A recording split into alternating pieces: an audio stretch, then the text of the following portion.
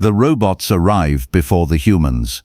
Long before any person sets foot on the surface of Mars, hundreds of autonomous machines will be digging, printing, and assembling the first structures a city will need to survive. That is the plan. Whether China can execute it is a different question entirely, and the answer depends on a chain of engineering problems no civilization has ever solved at once. China's Mars ambitions did not begin quietly. In July of 2020, the Tianwen-1 mission launched from the Wenchang Space Center, carrying an orbiter, a lander, and a rover named Zhurong. By May of 2021, Zhurong had rolled onto the Martian surface, making China only the second country in history to successfully operate a rover on another planet. That was not the destination. It was the opening move. The China National Space Administration has publicly outlined a phased Mars program stretching toward the mid-21st century. Sample return missions are planned for the late 2020s. Crewed Mars missions appear in long-range government planning documents.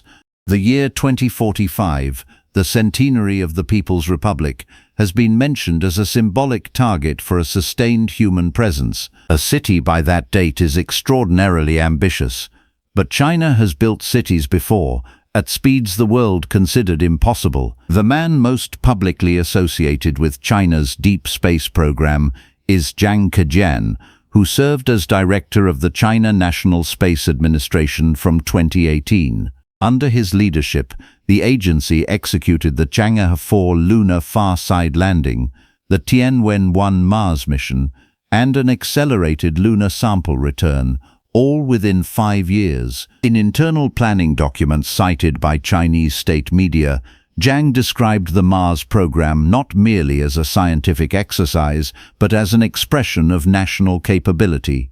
The framing was deliberate.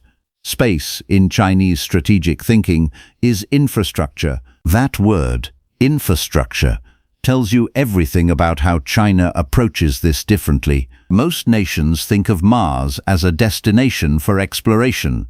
China's published roadmap treats it as a construction project. The question driving their planning is not, can humans survive on Mars, but what does it take to build something permanent there? The engineering answer is brutal in its requirements. Mars sits, on average, around 225 million kilometers from Earth. At that distance, a radio signal takes between 3 and 22 minutes to arrive, depending on where the two planets are in their orbits. You cannot remotely operate construction equipment in real time. Every machine working on Mars must be capable of autonomous decision-making. This is not theoretical. China's Zhurong rover already demonstrated autonomous navigation on Martian terrain. The next generation of machines will need to do far more. The proposed construction sequence, as described in papers published through the Chinese Academy of Sciences, begins with in situ resource utilization, a term that means using what Mars actually has. The Martian soil, called regolith, contains iron oxide, silica, and aluminium compounds. Robotic systems would process this material into a printable construction medium, essentially a form of Martian concrete. Three-dimensional printing at architectural scale, on another planet, with no humans present. The structural challenge goes beyond materials. Mars has an atmosphere roughly 1% as dense as Earth's. It provides almost no protection against solar radiation and none against cosmic rays. Any habitat built on the surface needs shielding equivalent to several meters of water-equivalent mass. The most viable solution in current research is burial. Build beneath the surface or pile regolith meters deep over every structure. The weight problem then becomes extreme. And that weight must come from local material, because launching anything that heavy from Earth is economically impossible. Here is where the plan starts to strain the imagination. Every component that cannot be made on Mars must be launched from Earth, survive a 6 to 9 month transit, and land on a planet where the thin atmosphere makes deceleration brutally difficult.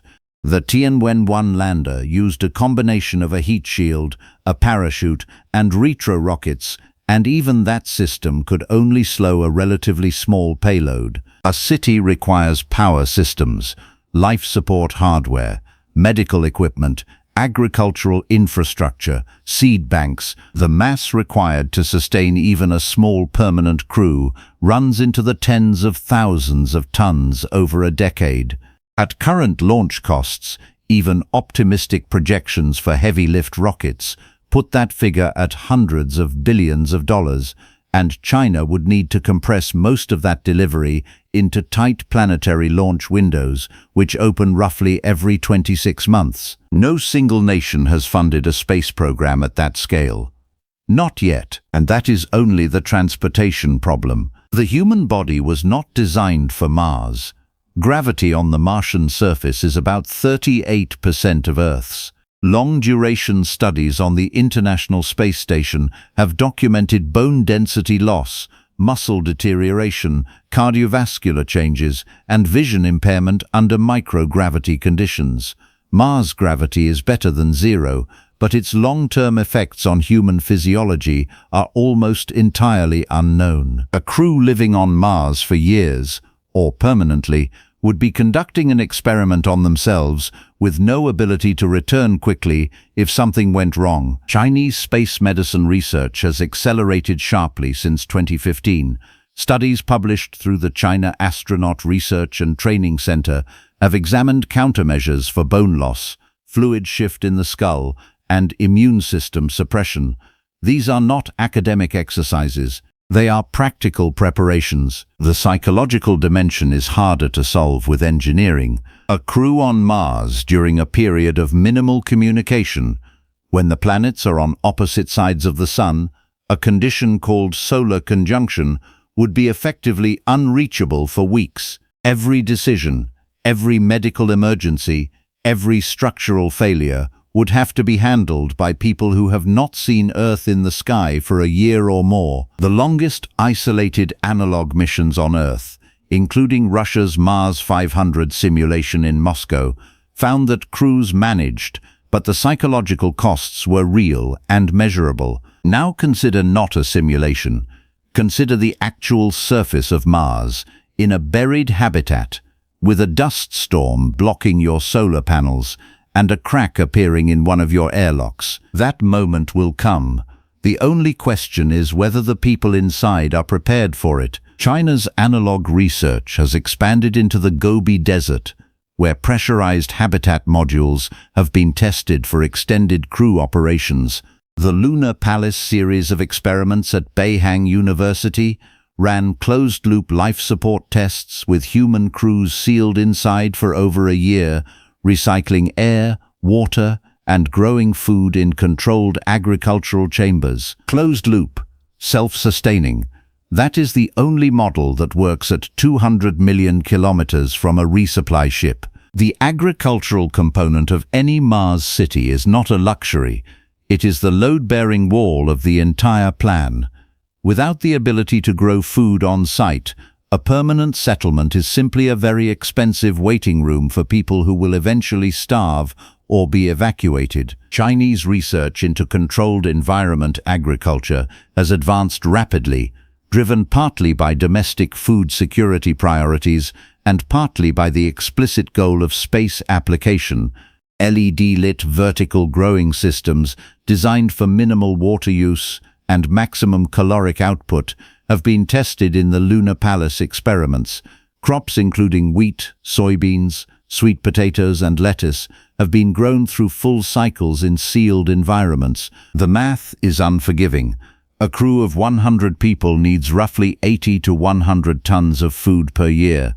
Even with highly efficient growing systems, the floor area required for food production at that scale is in the thousands of square meters. Underground, radiation shielded, on a planet where the average surface temperature is -60 degrees Celsius. Not comfortable, not easy, survivable. There is a political dimension to this project that the engineering blueprints do not capture. The 2045 target date is not arbitrary.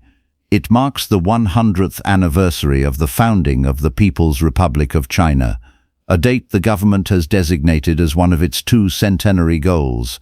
The first, eliminating extreme domestic poverty, was officially declared achieved in 2021. The second goal, building a fully modern nation, carries with it the implicit expectation of technological demonstration on a global stage. A crewed Mars presence by 2045 would be the most visible possible statement that China has arrived not just as a regional power, but as a civilization capable of reaching beyond Earth. The strategic logic is clear. The execution is not guaranteed. No nation has ever attempted a crewed Mars mission. The United States has discussed it for 5 decades and not launched one. The engineering barriers are real, the funding requirements are enormous, and the timeline, 20 years from now, demands that almost every critical technology be demonstrated within the next decade. China is not the only actor in this race. Private ventures, international partnerships, and competing national programs mean that the first human footsteps on Mars may not belong to any single country. But China has demonstrated, in the past 30 years, an ability to compress technological development timelines that once seemed fixed. High-speed rail, deep water ports, lunar exploration, quantum communications, each was treated with skepticism until it was not. The desert will not hand this one over easily. Mars is not a policy problem or a manufacturing problem. It is a problem of physics, biology, and time. Whether the first city there carries a Chinese flag, or a mixed coalitions, or no flag at all, the fact that serious engineering work is now underway on this question means the answer will arrive sooner than most people expect. The story of this project is still being written, and the next chapter begins on a launch pad.